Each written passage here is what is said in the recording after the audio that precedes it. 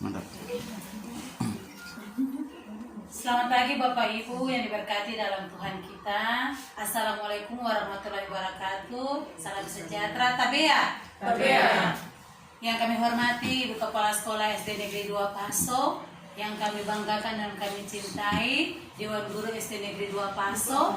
Di saat ini kita akan ada dalam kegiatan implementasi materi pelatihan POP tentang peningkatan keterampilan abad 21 melalui penguatan karakter dan literasi. Di hari ini kita diatur dengan acara sebagai berikut. Yang pertama pembukaan, yang kedua arahan, dan yang ketiga penjelasan materi yang akan disampaikan oleh ketiga narasumber. Yang pertama pengenalan program dan pelatihan, harapan dan kontribusi akan dibawakan oleh Ibu Helen Ivan Miliau. Yang kedua kebijakan Merdeka Belajar yang akan dibawakan oleh Ibu Anwati Murin. Yang ketiga manajemen implementasi kurikulum dan supervisi akademik yang akan dibawakan oleh Ibu Kepala Sekolah SD Negeri 2 Paso, Ibu Ita Watimena SPD.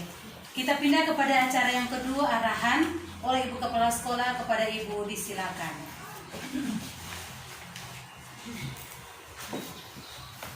Ya, yang saya hormati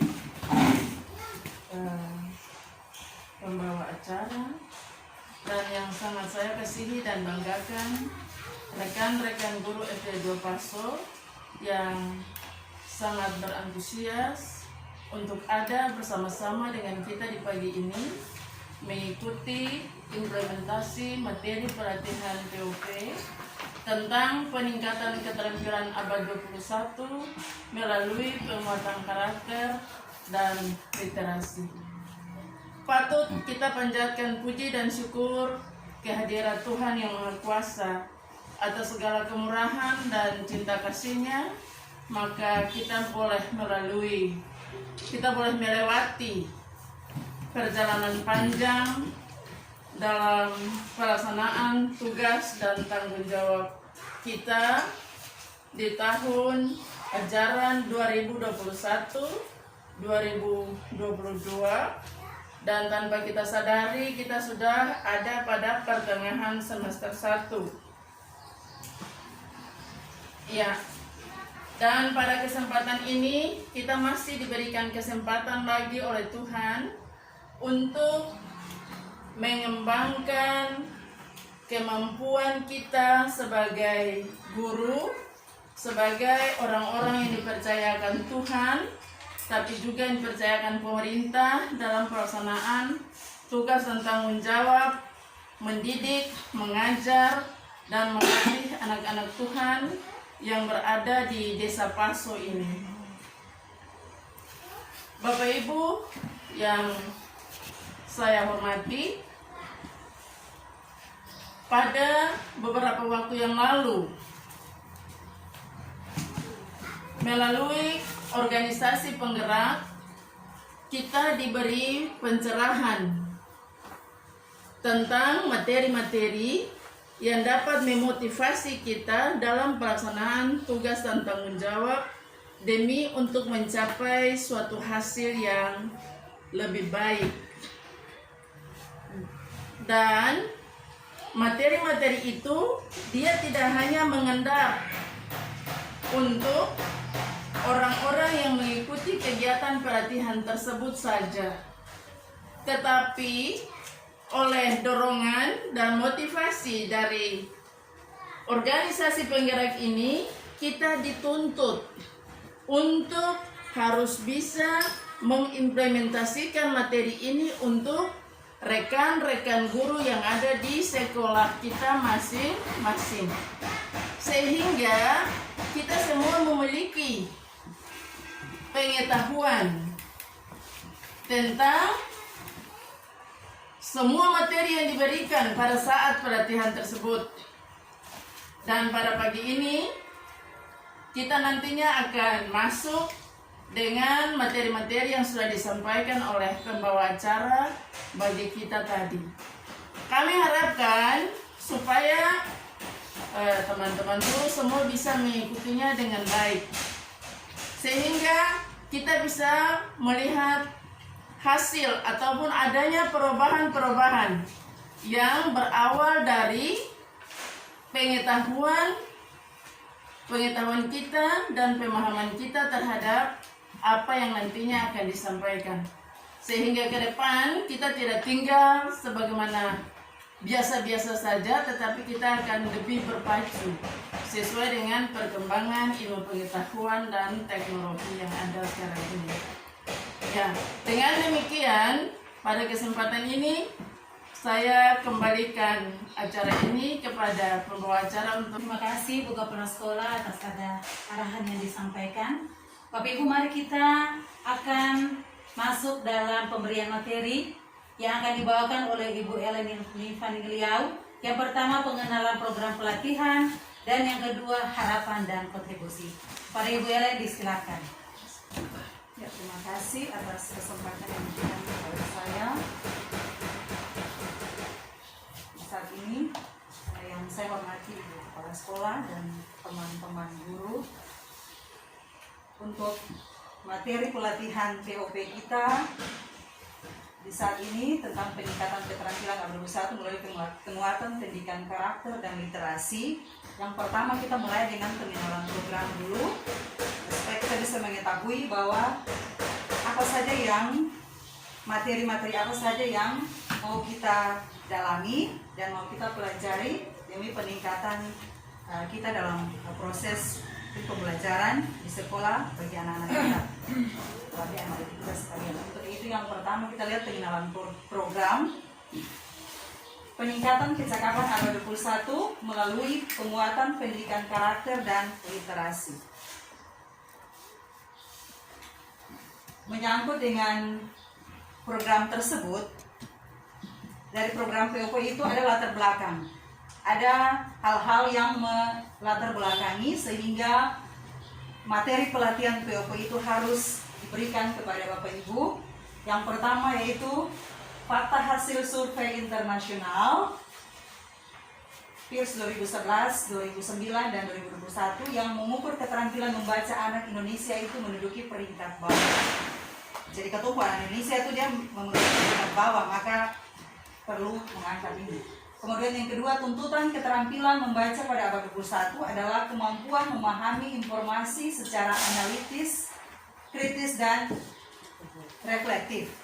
Jadi informasi yang didapat itu harus secara analitis, jadi dianalitis, secara kritis, dan harus refleks, ya, reflektif. Kemudian yang ketiga, pembelajaran di sekolah belum mampu mengajarkan kompetensi abad 21 yang meliputi kecakapan literasi dasar, kompetensi berpikir dengan kritis, mampu berkolaborasi, mengkomunikasikan gagasannya dengan efektif, serta memecahkan masalah dengan kreatif dan kualitas karakter untuk menghadapi tantangan kehidupan yang terus berubah. Kemudian yang keempat, kegiatan membaca di sekolah perlu dikuatkan dengan pembiasaan membaca di keluarga dan masyarakat.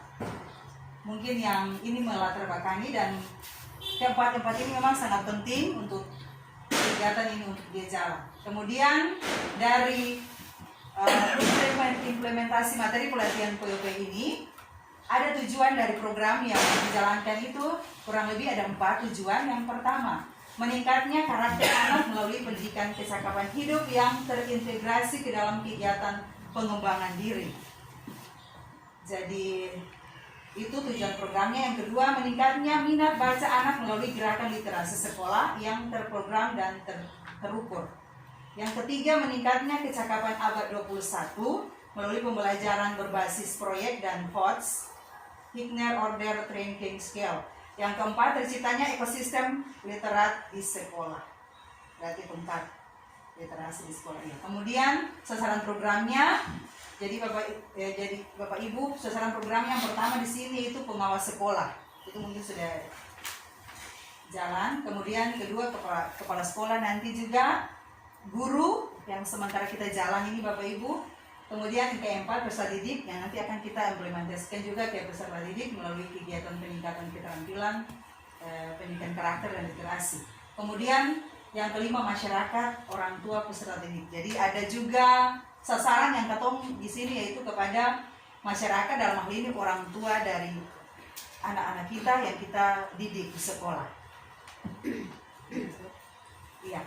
Kemudian kegiatannya itu yang pertama dalam bentuk pelatihan peningkatan kecakapan A21 melalui penguatan pendidikan karakter dan literasi untuk pengawas kepala sekolah dan guru yang sekarang kita sudah jalan untuk guru. Kemudian yang kedua, pengimbasan hasil pelatihan. Jadi apa yang kita sudah dapat nantinya sebentar nanti kita buat, ada program yang kita buat lalu kita jalan mungkin yang menjadi titik utama yaitu yang kita jalan kepada siswa yang terkait juga orang tua dan mungkin lingkungan mendukung untuk kita bisa jalan itu. Kemudian yang ketiga, implementasi hasil pelatihan di sekolah. Yang keempat, memfasilitasi kerjasama sekolah dengan masyarakat. Kemudian, jadi katong guru memfasilitasi itu. Dalam hal ini lembaga pendidikan memfasilitasi itu untuk dengan masyarakat untuk bisa jalan, kegiatan ini bisa jalan. Kemudian 5,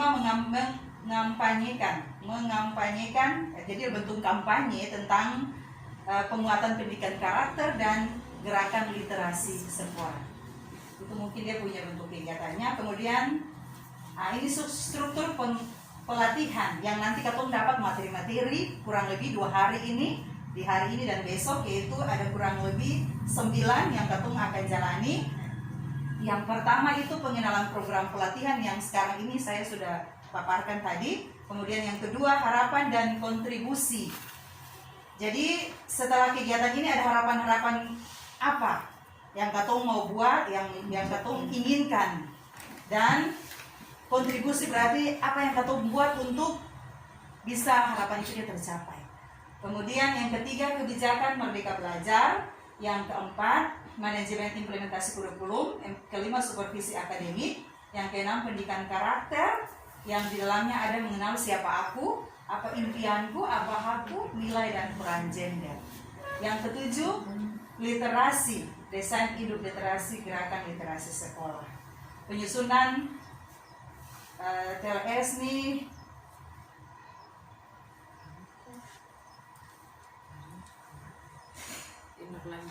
tindak lanjut ya. Kemudian penyusunan programnya, tindak lanjut, kemudian penyusunan programnya, dan yang ke-8 itu manajemen kerjasama sekolah dan masyarakat. Yang kelima itu RTL, rencana tindak lanjutnya. Berikut tadi. Iya. Kemudian dalam bentuk metode pelatihan yang sekarang katong jalani itu dalam bentuk ini partisipatori, belajar dari pengalaman. Jadi Bapak Ibu yang selama katong belajar dengan siswa itu, katong ambil pengalaman apa yang katong temui. Kemudian katong mengalami tindakan. Saat itu katong mengalami tindakan apa. Kemudian dalam tindakan itu katong berbagi perasaan apa yang terjadi.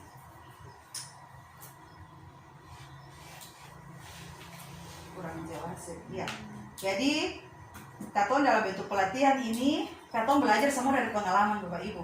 Katong belajar pengalaman dalam proses pembelajaran yang katong sudah jalan itu, katong mengalami tindakan-tindakan apa saja yang dalam selama proses katong pembelajaran. Kemudian setelah itu katong mungkin ada berbagi perasaan atas apa yang terjadi. Nah, setelah berbagi perasaan kemudian katong menganalisa apa yang terjadi. Sebenarnya itu apa yang terjadi. Kemudian yang langkah keempat itu membuat kesimpulan dan pesan penting dari apa yang katong alami itu, kemudian penerapan dalam kehidupan nyata. Jadi mungkin ada pesan penting, lalu setelah itu katong menerapkan itu dalam kehidupan nyata. Itu menyangkut yang punya metode pelatihan yang katong akan jalankan selama 2 hari ini. Kemudian yang berikut Pak Reli, modul pelatihan. Nah ini nanti ada modul pelatihan yaitu modul manajemen implementasi kurikulum 2013 untuk SD dan Kemendikbud.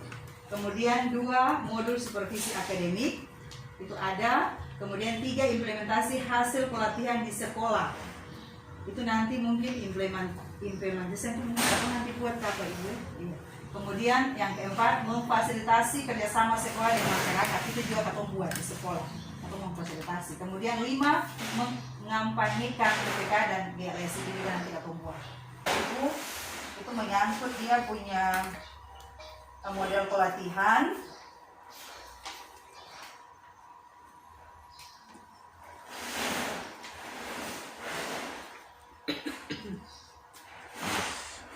Iya.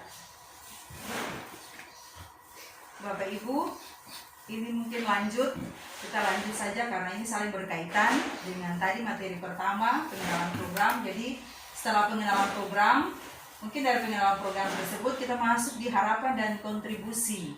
Jadi selama nanti kegiatan ini, sebentar, katong dalam pelatihan ini katong harapkan apa yang akan terjadi, ya, yang akan katong buat ke depannya, harapan-harapan apa menyangkut dengan peningkatan keterampilan melalui penguatan pendidikan karakter dan literasi ini.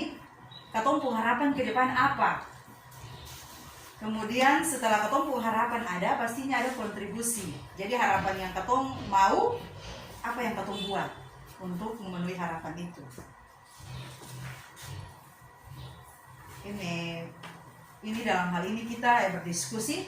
Tapi sebelum kita berdiskusi, Bapak Ibu, di sini mungkin kita membuka alam pemikiran kita. Di sini dulu ada sebuah gambar, ya, sebuah gambar. Mungkin kita bisa berdiskusi dengan gambar ini. Gambar ini yang tulisannya Surya.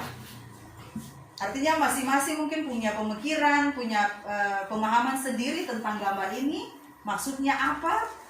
Mungkin Bapak Ibu bisa sekarang masing-masing kita bikin kesempatan untuk katong sama-sama berdiskusi. Apa itu? Gambar itu maksudnya apa? Rokok Surya. Ibu Yona, Rokok Surya. Surya. Iya. Kemudian itu saja Ibu Yona. Yang lainnya. Yang lain mungkin Tata Surya.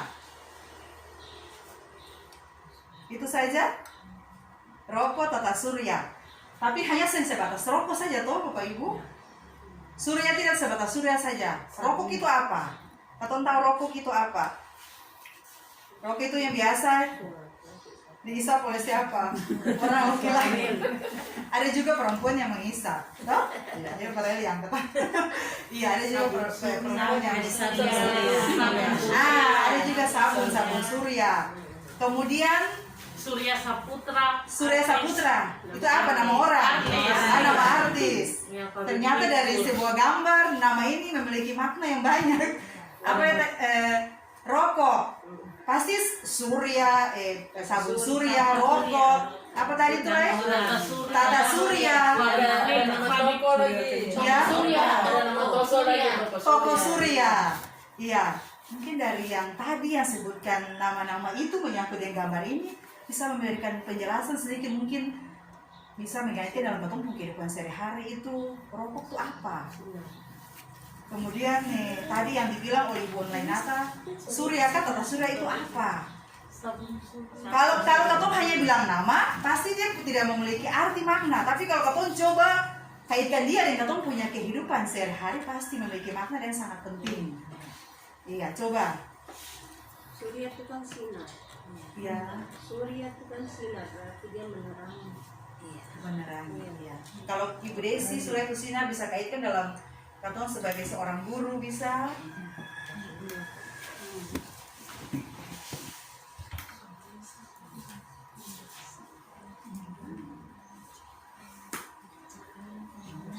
Mungkin ibu-ibu guru bisa membantu boleh.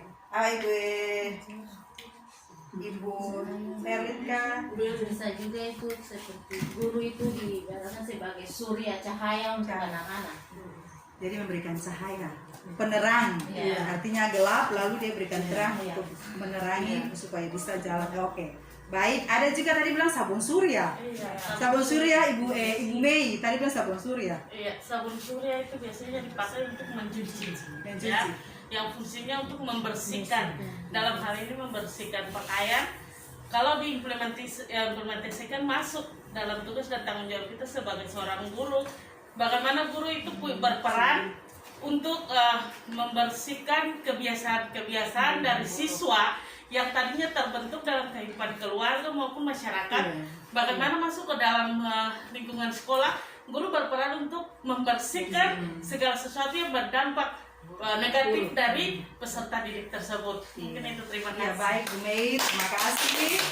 Ya, mungkin satu lagi dari seorang guru tadi menyangkut dengan nama kah? Surya Saputra. Oh, Ibu Mei lagi ya. Iya, Artis sebuah nama. itu itu merupakan seorang public figure yang dimana dikenal oleh seluruh Indonesia yang mempunyai peranan untuk menghibur dan lain-lain sebagainya. Kalau dikaitkan dengan profesi sebagai seorang guru, bagaimana seorang guru itu berperan sebagai public figure yang bisa dicontohi oleh peserta didik, tetapi juga memberikan sesuatu yang baik bagi peserta didik, bukan saja berupa ilmu pengetahuan, tetapi juga ada hiburan-hiburan yang di dalamnya memberikan motivasi dan contoh bagi peserta didik. Seperti itu. Iya, terima kasih. Iya, baik Bapak Ibu, terima kasih. Jadi sudah ada pemahaman tentang gambar ini dari kita semua, baik itu menyangkut dia punya sebuah surya ini melambangkan sebuah rokok, kemudian ada nama, arti sebuah nama yang sosok seorang figur, kemudian ada tata surya yang fungsinya untuk menyinari seluruh kehidupan di bumi, juga berperan dalam kehidupan kita sebagai guru. Kita bisa sebagai rokok, kita juga bisa sebagai seorang public figure untuk dicontohi oleh siswa, dan kita juga sebagai sabun juga untuk membersihkan katong apa yang siswa alami di dalam bentuk tindakan, katong membersihkan, katong meluruskan dalam artian apa yang seharusnya dijalani oleh siswa itu sendiri untuk mengenai dia punya kondisi pembelajaran, baik itu sikap, perilaku, dan tindakan dia. Oke. Kemudian Bapak Rel berikut ada ini gudang garam lain. Katong pahami dulu apa itu gudang garam. Rokok lagi. Gudang garam, tempat penyimpanan garam. Tempat penyimpanan garam bisa? Iya. Gudang itu. Iya. Mungkin ada lagi? Gudang garam, ya, tempat penyimpanan. Jadi ada banyak makna dalam gudang garam seperti surya tadi. Setelah katong menganalisa dia, setelah katong menggali dia, ternyata dia punya banyak makna dan arti seperti surya tadi. Gudang garam, mungkin ada yang lain lagi selain gudang garam. Ya, kalau gudang berarti tempat penyimpanan ya. Terus ini apa lagi? Apa? Nama rokok. Iya, sama. Oke, nama rokok. Iya, sama. Berarti iya, nama rokok berarti dia fungsi juga sama ya. Seperti tadi Ibu Desi sampaikan, kalau mengenai gudang garam, tempat penyimpanan garam, berarti simpan garam banyak di dalam. Nah, lalu garamnya itu untuk apa? Memberi rasa. Iya, coba Bapak Ibu bisa bawa dia kepada memberi rasa, ini maksudnya apa? Kalau dalam katong sebagai seorang guru, memberi rasa.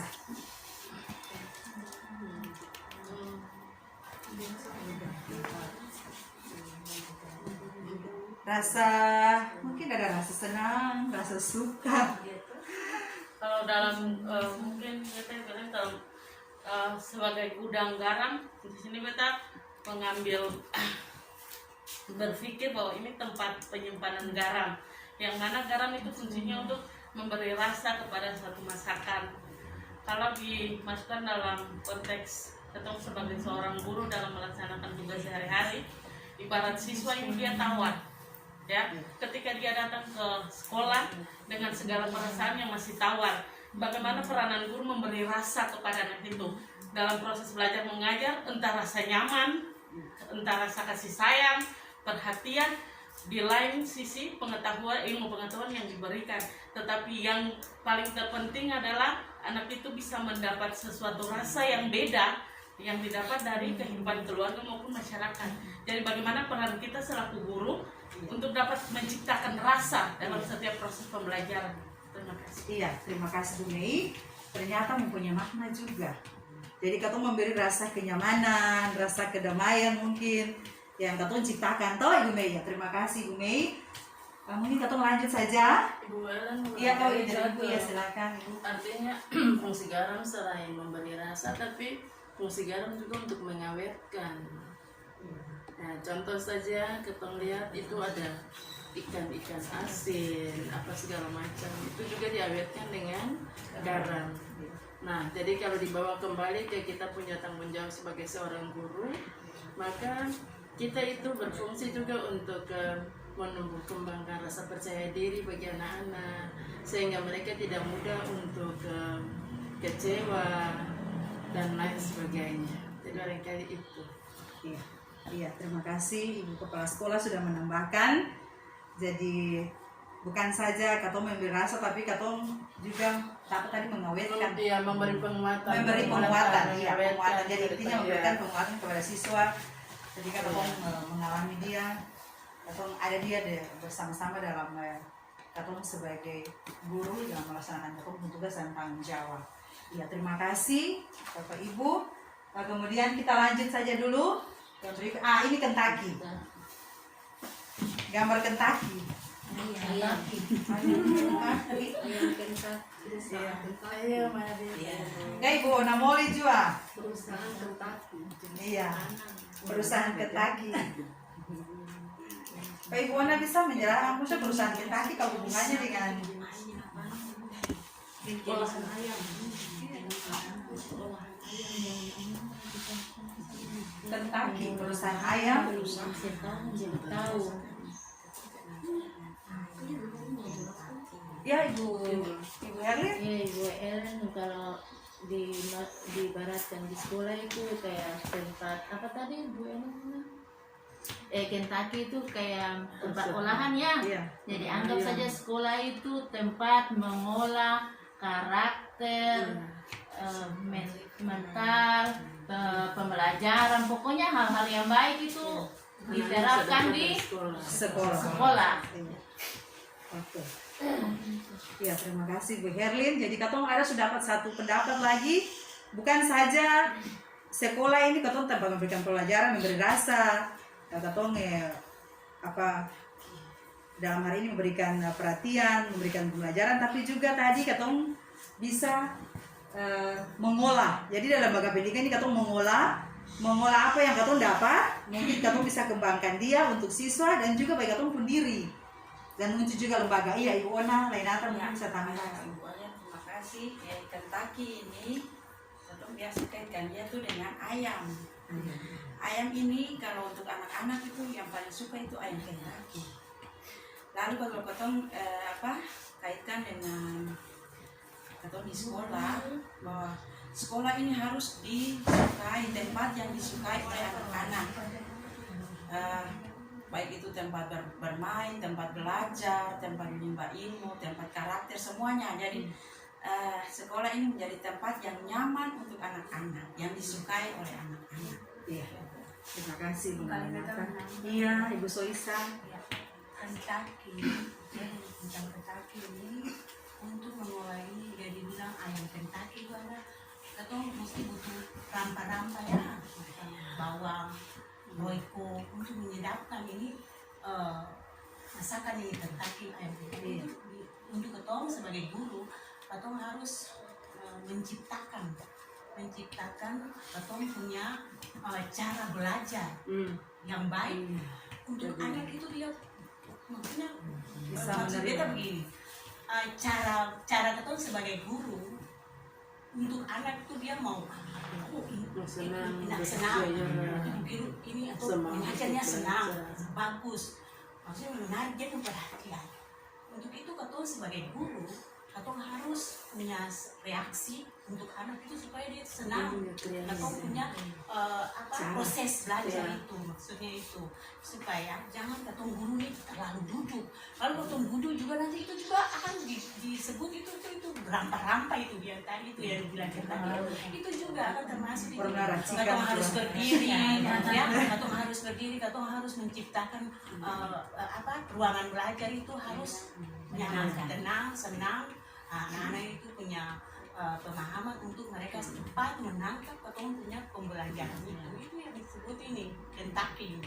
Di dalamnya ada bumbu segala macam itu ketong cara guru belajar untuk anak-anak itu mereka mau bisa, mereka mau menolak dan mereka mau menerima pelajaran itu dengan baik sehingga mereka akan mendapatkannya lebih baik. Jadi macam proses belajar ketong ini datang ketong kasih PH atau kasih latihan. Dan mereka sudah cepat tangkap karena ketong punya sajian tadi.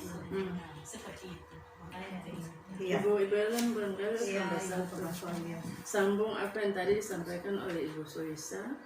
Jadi metode-metode alat peraga, pendekatan, ketemu penampilan juga termasuk satu di dalamnya. Ada kalanya guru tuh dia paling senang guru ini, karena ibu guru ini cantik, ibu guru ini lemah lembut.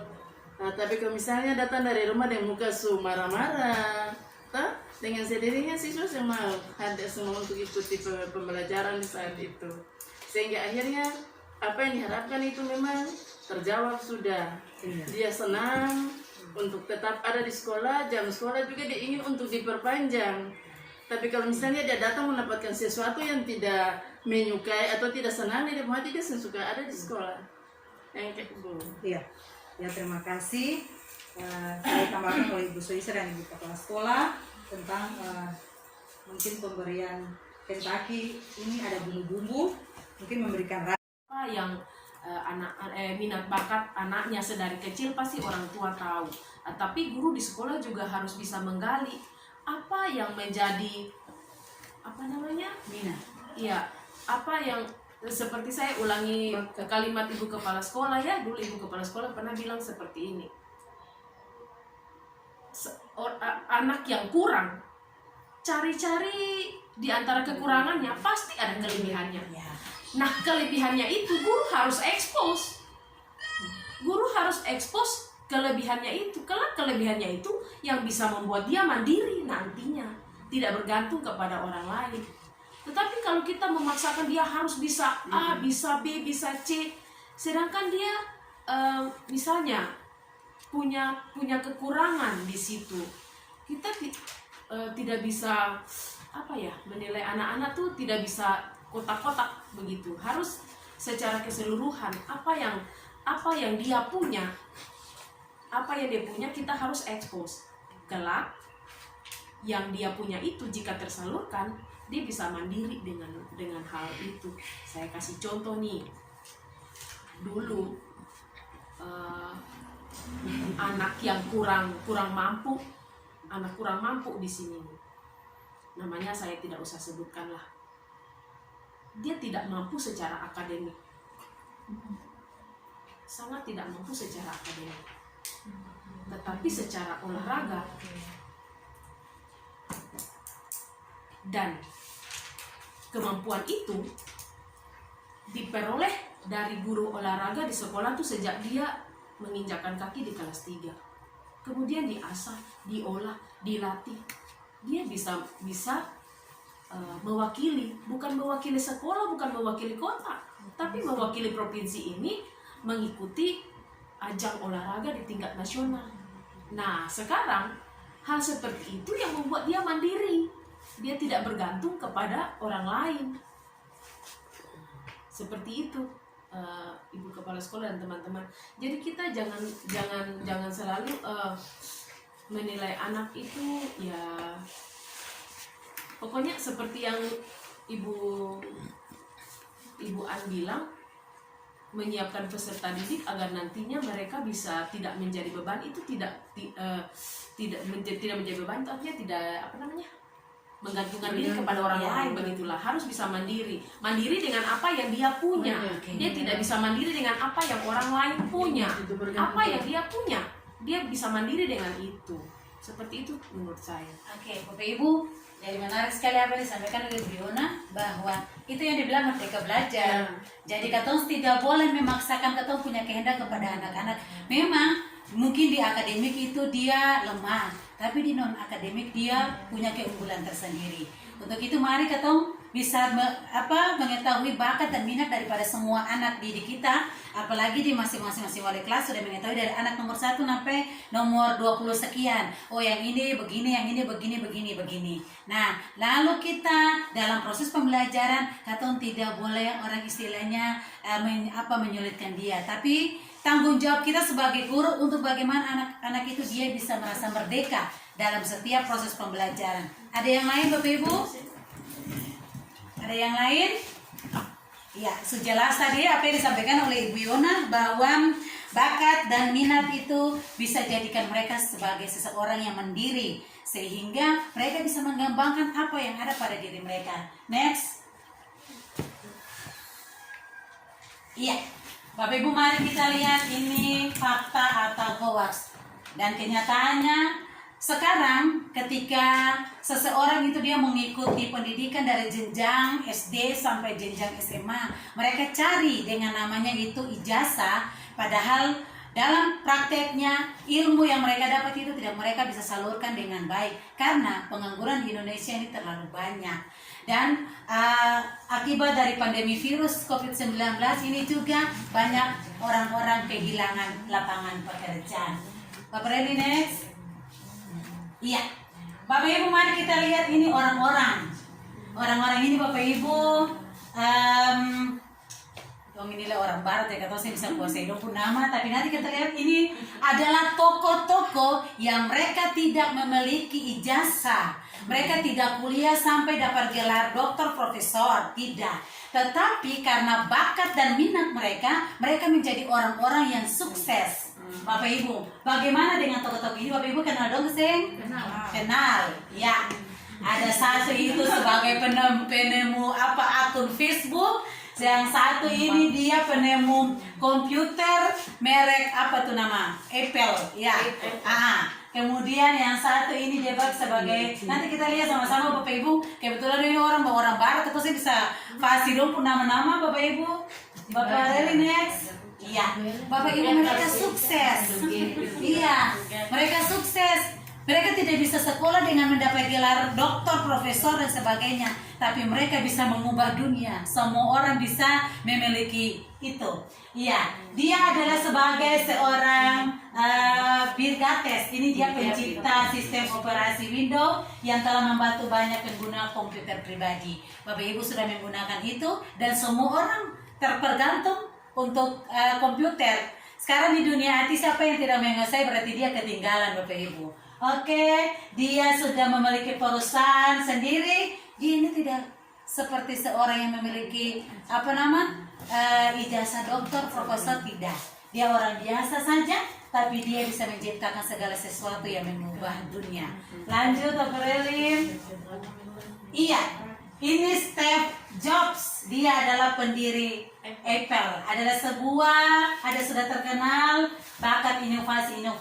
Jobs juga banyak melakukan revolusi di bidang dan perusahaan Apple-nya merevolusi dunia musik dengan iPod dan apa sudah namanya. Ya, jadi Bapak Ibu, mungkin beta ini sih menguasai komputer, tapi saya tahu beta bahwa komputer laptop merek ini yang paling termahal. Jadi dia menciptakan segala sesuatu itu dia karena bakat dan minat, karena kasih kebebasan mereka untuk dengan segala yang mereka punya. Jadi dong saya ada punya mengikuti jenjang pendidikan dengan mendapat titel yang paling tertinggi, tetapi dengan bakat, inovasi yang ada pada diri mereka, minat dan pada mereka menciptakan segala sesuatu yang nama mereka terkenal di seluruh dunia. Oke, lanjut Bapak Relin. Iya, ini dia seorang muda. Dia sebagai seorang penemu situs jaring sosial Facebook. Anak kecil sampai orang tua sekarang sudah memiliki situs Facebook. Jadi ini dia sebagai seorang penemu. Dia lahir tahun 84. Dia masih seorang yang masih muda. Iya, 37 tahun, tapi dia bisa menciptakan sesuatu yang bisa dipakai oleh seluruh orang di dunia ini. Dan memang Facebook itu sangat terkenal. Ibu Lina sudah Facebook belum? Saya ada. Ini Ibu Lina, dia sebagai seorang penemu Facebook ini. Iya, next Operel. Oke. Jadi Bapak Ibu, mereka sukses bukan dari sekolah. Sekali lagi mereka bukan sukses dari sekolah, mereka tidak bergelar sarjana. Tapi kalau dong ini jadi guru berarti harusnya anak punya NPTK. Tahu karena mereka dosen sekolah. Nah, tapi karena dong punya minat dan bakat sesuatu yang baru, mereka bisa mengubah dunia. Mereka sukses karena mereka punya kreatif. memiliki pengalaman dan bisa mengambil peran lebih dahulu. Orang bilang do pencuri star lebih awal. Sebelum orang lain menciptakan, do sudah berusaha untuk menciptakan segala sesuatu yang dipakai oleh semua orang di dunia.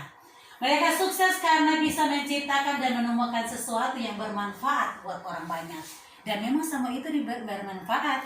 Mau tadi laptop Windows Word itu tuh kemudian semua pakai. Sekarang semua orang di kantor-kantor anak sekolah semua pakai. Kemudian Facebook semua orang pakai dia. Kemudian laptop yang merek Apple. Oke, Bapak Ibu itu versi di Barat. Sekarang ini versi Indonesia. Bapak Ibu kenal dengan seorang mantan Menteri Kelautan. Iya. Bapak Ibu ternyata Ibu Susi ini untuk saya tamat untuk sekolah SMA. SMP. Iya. Tapi Indonesia, Bapak Presiden Jokowi masih pakai orang tua untuk menjadi seorang pemimpin, khususnya untuk Menteri Perikanan dan Kelautan. Orang itu yang tidak tahu nama saya tenggelamkan dia. Iya, mungkin karena dia punya minat dan bakat, jadi tidak dilihat dari jenjang akademiknya, tapi dilihat dari dia punya minat dan bakat. Dia seorang yang mandiri sehingga dia dipakai sebagai seorang menteri. Banyak hal perubahan yang Bapak Ibu kata selama dia memimpin menjadi seorang menteri itu banyak perubahan. Walaupun orang bersungut karena kapal-kapal banyak yang mencari, karena itu memang dia punya aturan tertentu untuk meningkatkan ilegal pada kapal-kapal luar yang datang untuk mencari ikan di Indonesia. Kemudian Bapak Ibu di sebelahnya itu ada seorang Atta Halilintar. Bapak Ibu, dia terkenal dengan YouTuber Putri Ikolai. Jadi apa yang dia miliki, dia posting, dia bisa menjadi seorang YouTuber yang terkenal. Dia kaya. Dia kaya Bapak Ibu, dia menjadi seorang anak muda yang kaya. Bayangkan dia nikah saja Bapak Presiden datang tuh menjadi wali nikah untuk dia. Karena apa? Dia punya terkenal dengan dia punya seorang YouTuber. Iya. Next. Iya. Jadi Bapak Ibu mari kita lihat kondisi lapangan kerja di era revolusi industri. Bapak Ibu, memang belum corona ini orang menciptakan lapangan pekerjaan itu banyak. Karena apa? Mereka punya bakat, mereka punya minat, mereka punya kreatif untuk menciptakan lapangan pekerjaan. Next Bapak Reli. Oke. Ya, salah satu mimpi dari kata punya Bapak Presiden dan Wakil Presiden untuk menuju Indonesia emas. Bagaimana tanggung jawab kita sebagai guru untuk kita memberi peluang kepada anak-anak kita, atau memberikan mereka kebebasan untuk merdeka dalam hal belajar, sehingga kata Indonesia pada tahun 2045 atau tidak ada lagi Indonesia anak-anak kita yang ketinggalan zaman. Akibat ilmu pengetahuan dan teknologi IT ini, jadi istilahnya nanti anak-anak kita lebih pintar daripada kita. Yang lahir di era tahun 2002 di era tahun 1918 ke atas ini nanti dong lebih menguasai IT. Karena anak-anak dari kecil saja dong pintar buka HP, dong lebih pintar dari katong bisa bikin segala. Kalau katong lahir dulu belum ada. Sekarang anak-anak yang lahir tahun 2018 ke atas nanti menjadi anak-anak yang milenial. Next, Bapak Reli. Iya. Jadi bagaimana keterampilan abad 21 tumbuh dari nalar tinggi? Yang pertama Bapak Ibu harus kreatif. Kalau dosen kreatif, guru tidak kreatif, bagaimana menciptakan anak-anak yang kreatif? Kalau guru cuma datang terpaku kepada buku, kata saya cari lagi orang bilang buku-buku referensi, maka kata akan ketinggalan zaman. Berkomunikasi, Bapak Ibu kita harus berkomunikasi baik dengan anak-anak itu baik dengan lingkungan masyarakat, baik kata harus seimbang, ya vertikal dan horizontal supaya kata bisa menciptakan anak-anak punya daya nalar tinggi yang tinggi. Kolaborasi, kata berkolaborasi dengan anak-anak atau kolaborasi dengan narasumber yang lain untuk mencari sesuatu supaya bisa mengembangkan punya keterampilan berpikir. Yang berikut kritis dalam berpikir. Bapak Ibu kalau kita bicara kritis ini juga kadang-kala kalau anak-anak kita yang sudah mahir, mereka bisa mengkritis kata sebagai guru kalau kita belajar salah.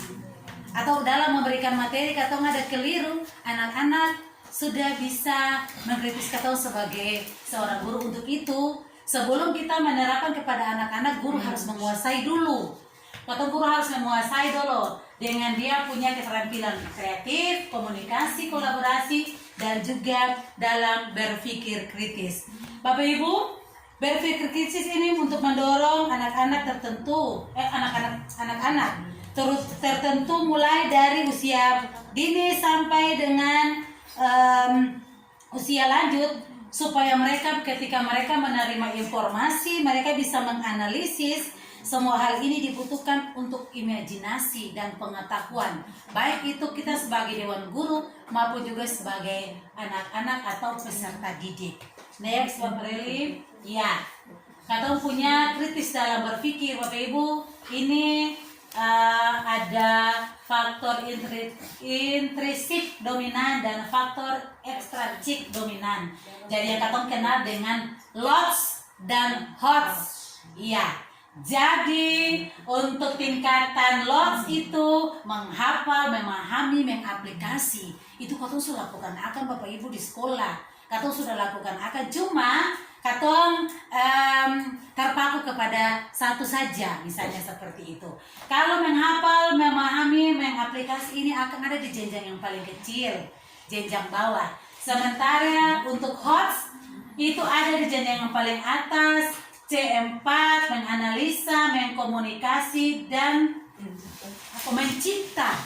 Iya, itu soal-soal hots. Sekarang untuk perkembangan sekarang ini di buku-buku kurikulum 13 ada buku yang sudah kasih soal hots. Bagaimana kita guru memberikan soal kepada anak-anak supaya anak-anak itu menganalisa, anak-anak bisa mengevaluasi, anak-anak bisa mencipta sesuatu. Ya, mungkin katong di jenjang SD ini jenjang SD ini mungkin anak-anak mencipta sesuatu itu masih terlalu rendah. Tapi kalau anak-anak katong lihat Bapak Ibu di jenjang-jenjang SMP dan jenjang SMA, anak-anak sudah boleh menciptakan segala sesuatu. Contoh yang di berita ada di sekolah mana tuh sudah sampai ke luar negeri mereka menciptakan listrik. Iya. Jadi ini membutuhkan keterampilan dari kita sebagai guru. Bagaimana kita bisa melakukan lots dan hots ini dalam setiap pembelajaran dan pembelajaran kurikulum 13 yang kita sudah terapkan ini. Marilah kita bisa melakukannya itu supaya anak-anak kita bisa menciptakan segala sesuatu. Mereka bisa mengevaluasi dan mereka bisa menganalisis apa yang kita belajar dalam setiap proses pembelajaran. Next, Bapak Reli. Iya. Merdeka. Kalau kau sudah lakukan akan semua berarti anak-anak merdeka, guru merdeka. Kalau anak merdeka, guru merdeka, berikan kesempatan kepada mereka untuk mengembangkan bakat, minat yang ada pada diri mereka supaya mereka bisa menjadi anak-anak yang sukses. Ya, kemerdekaan itu adalah sebuah kondisi pikiran. Jadi merdeka bukan dalam hal yang fisik, tapi merdeka dalam hal berpikir. Bagaimana kita guru memberikan kesempatan supaya katong bisa menciptakan, katong punya peningkatan keterampilan baik kepada anak-anak untuk mereka bisa menggali minat dan bakat yang ada pada diri mereka. Next, Bapak Rel. Iya. Bapak Ibu, revisi taksonomi Bloom. Katong di kuliah katong sudah pakai semua tuh yang tadi tuh yang ada hots loss dari peningkatan dari C1 sampai dengan C6. Next, Bapak Rel. Iya. Ada satu istilah sini lagi, merdeka versus terjajah.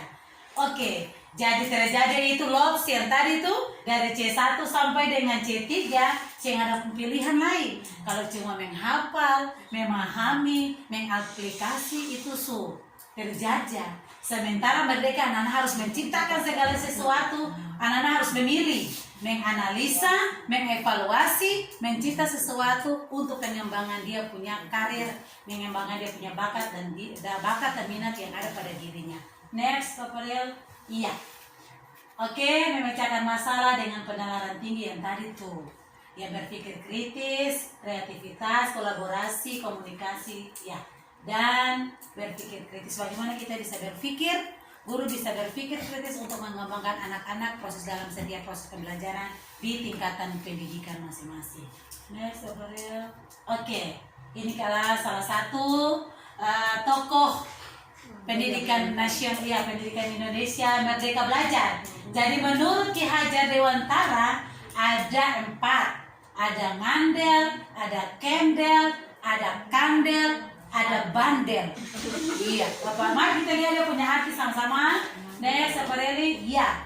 Jadi ngandel itu artinya percaya pada diri sendiri karena punya nalar yang tinggi sehingga mampu mengambil keputusan terbaik.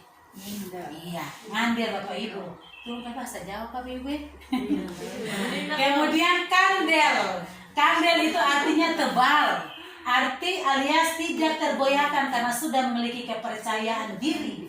Ngandel yang cukup tinggi. Jadi tadi itu habis ngandel lalu kandel, ini kendel. Kendel artinya berani atau tidak takut mengambil keputusan dalam melakukan sesuatu termasuk perubahan-perubahan karena kepercayaan diri kita sudah tinggi dan tidak tergoyahkan. Harus percaya diri, berani. Yang terakhir Bapak Reni, bandel.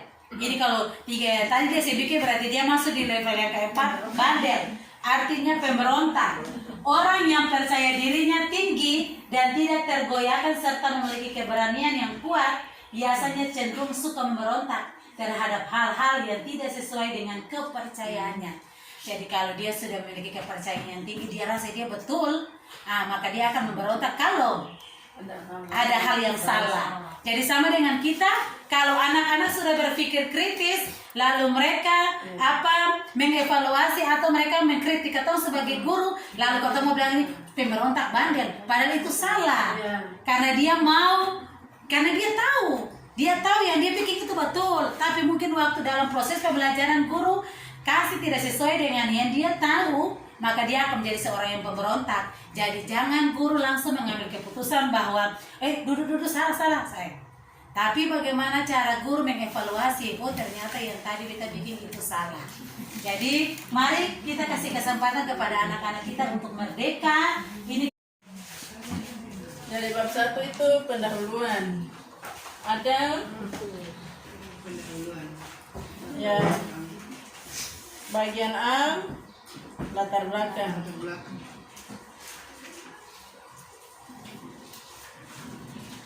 Berikut acuan konseptual. Ada atau tidak? Ada. Ibu-ibu lihat di situ. Ibu Mei dapat atau tidak? Kalau kamu lihat sama-sama dulu.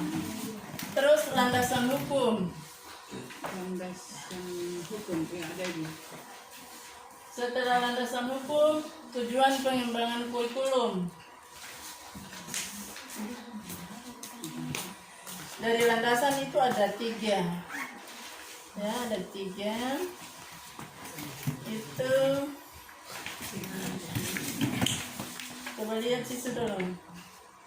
Landasan hukum itu landasan filosofis,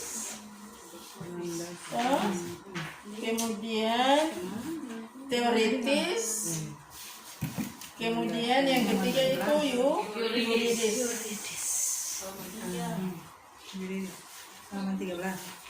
Yuridis. Kemudian tujuan pengembangan kurikulum. Ada kesini ibu ada di situ. Kalau di sini ada. Ada. Tujuan pengembangan kurikulum. 15. Setelah tujuan pengembangan kurikulum, prinsip pengembangan kurikulum. Prinsip ada. 16.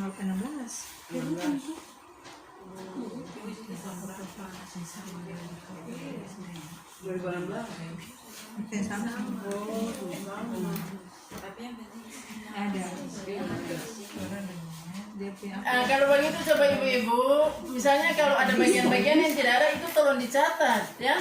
Tolong catat supaya sebentar ini dia jadi masukan untuk tim pengembang kurikulum. Supaya sebentar mesti lihat bahwa bagian-bagian mana dari bab 1 pendahuluan ini yang tidak ada. Mekanisme pengelolaan ada di belakang. Ya kalau mekanisme Ada. Ada mekanisme. Ini saya ada acuan ini. Acuan ini acuan konseptual tidak ada. Ini kan 2016. Oh iya. Yang ini ada ibu, mekanisme ada. Yang berikut karakteristik Karakteristik kurikulum 2017 ada ibu. ada. Ya. Kalau yang ada Sudah, berarti pas. Tapi kalau yang belum ada tuh ibu-ibu tolong catat saja. Ya, kalau memangnya itu kurikulum lama berarti memang dia punya strukturnya begitu. Sekarang bab kedua. Bab kedua itu dia berisi visi misi dan tujuan. Visi misi dan tujuan ibu-ibu lihat situ. Bagian A tujuan nasional dan pendidikan dasar. B visi sekolah. Bisa ibu-ibu baru-baru visi misi ini semua hafal waktu mau akreditasi. Lupa ibu saya. Serahkan tepuk PPK susu. Ya. Visi misi sekolah. Nah, kalau sekolah yang berarti seperti ibu-ibu kalau kita punya ini kita mulai berangkat dengan di situ ada visi misi pendidikan Kota Ambon. Jadi dari Kota Ambon terus dijabar ke visi misi dinas pendidikan. Dari dinas pendidikan baru ke sekolah. Kemudian tujuannya, tujuan sekolah ada. Ya. Selesai bab 2. Pindah ke bab 3. Padahal ada bab 3 di situ. Ya. Ibu-ibu, kita lihat bab 3 itu muatan kurikulum. ada Ya. konsep Muatan dia berisi mulai dengan muatan pada tingkat nasional. di sini muatan dia mulai dengan konsep kurikulum. Yang sebenarnya di atas itu muatan kurikulum itu dia itu ada di bab 3. Jadi dia merupakan kop di atas saja. Ya. Kemudian A besarnya konsep. Konsep ini sini Konsep muatan. kurikulum. Berarti ini tambah muatan. Muatan apa sih? Di situ di sini konsep pembelajaran masa darurat berarti itu sudah beda. C baru tujuan, prinsip, metode dan media pembelajaran. Yang berikut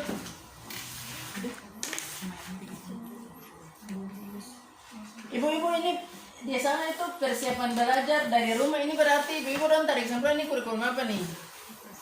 COVID. Karena persiapan belajar dari rumah. Berarti ini kurikulum COVID. Katong punya ada nih. Kebetulan yang ibu pegang ini COVID punya. Yang berikut kita lihat sama-sama ibu.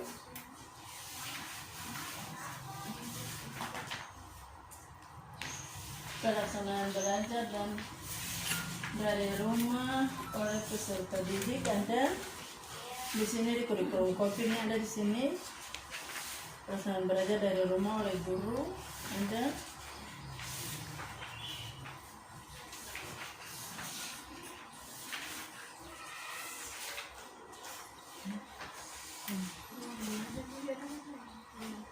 Jadi di sini ibu-ibu ini semua ada nih. Fasilitas pembelajaran jarak jauh luring. Dan tadi beta bilang bahwa katanya semua mesti kuasai ini kurikulum. Karena di dalam kurikulum ini sebenarnya semua sudah diatur. Dari kalau kita tidak tahu berarti kita bisa kehilangan arah. Kita bisa kehilangan arah. Yang berikut kenaikan kelas. Ibu lihat situ ada atau tidak? Kriteria kenaikan kelas biasanya masih belajar dari rumah. Belajar dari rumah terus. Ini kan campur nih. Hap di bawah bisa. Iya.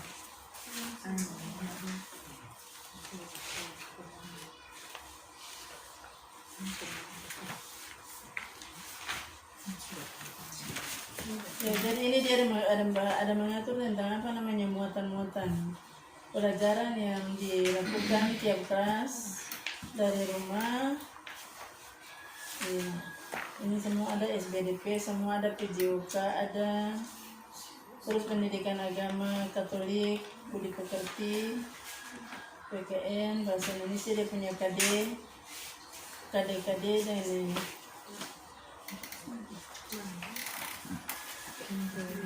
Pendidikan muatan pendidikan lingkungan hidup. Lalu yang di situ dibilang kenaikan kelas itu adalah apa? Kriteria. kriteria. Iya. Jadi ibu-ibu ini KKM memang dia sudah tidak termuat di situ. KKM ini semua ada di sini ini nih. Ibu-ibu lihat semester 1 kelas 1 2 3 4 5 6. Semester 2 1 2 3 4 5 6. Sebenarnya KKM untuk kita susun KKM ini 1 tahun hanya 1 kali. KKM 1 tahun hanya 1 kali. Dan tiap tahun KKM ini dia mesti berubah. Ibu-ibu dia mesti berubah, dia tidak boleh tetap. Kalau tetap berarti kita punya sekolah ini tidak mengalami peningkatan. Dia tetap. Jadi dia mesti ada punya peningkatan. Kemudian ini kriteria pindah kelas, atau kita lebih kenal dengan kriteria kenaikan kelas. Jadi kita baca salah satu poin di sini. Siswa dikatakan pindah kelas itu perpindahan kelas itu dilaksanakan pada setiap akhir tahun. Memang betul, tidak ada siswa yang pindah kelas di tengah-tengah tahun atau akhir 1 semester. Siswa dinyatakan pindah kelas ke tingkat di atasnya bila memenuhi persyaratan sebagai berikut. Tuntas untuk semua kompetensi. Terus bagi yang belum tuntas, wajib melaksanakan pembelajaran remedial. Lulus uji kompetensi sesuai tingkatan kelas. Mengikuti pembelajaran selama 1 tahun di kelas tersebut. Ya, jadi ibu-ibu, di sana juga ada tentang penerimaan siswa baru, itu semua ada. Nah, ini ada pendidikan karakter. Ya, prinsip pendidikan karakter. Jadi nilai-nilai religius ini, kejujuran, disiplin, semua itu memang dia sudah ada dalam hukum.